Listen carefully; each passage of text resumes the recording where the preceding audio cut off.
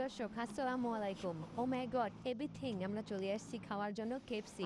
তো এটা হচ্ছে গিয়া নীলাই বান্দারবাড়ু, ঠিক আছে, নীলাই বান্দারবাড়ু খেতে চলে আসছি কেএফসি। তো আমরা খেতে বসমু এখন। অর্ডার অলরেডি দিয়ে দিছে একজনের 12 রিঙ্গিত কইরা।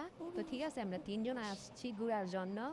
অলরেডি খানা চলে আসবে এখন। এটা হচ্ছে গিয়া নীলাই বান্দারবাড়ু। এখানে অনেক সুন্দর কেএফসি পাওয়া যায়। এটা হচ্ছে গিয়া টমেটো সস, যে যেটা খেতে পারে। তো গাইস এতক্ষণ যে ভয়েস দিছিল সে হচ্ছে আমার ফ্রেন্ড। ও হচ্ছে মালয়েশিয়ান। তো ও ওরকমভাবে বাংলা বলতে পারে না, জাস্ট আমি যতটুকু শিখাই দিছি বলে দিছি ততটুকুই বলছে, তাও আবার সুন্দর করে বলতে পারেনি। সো যাই হোক গাইস, আমি আমার ফ্রেন্ডকে নিয়ে আর আরেকজন, মানে আমরা তিনজন আসছি কেএফসি খেতে।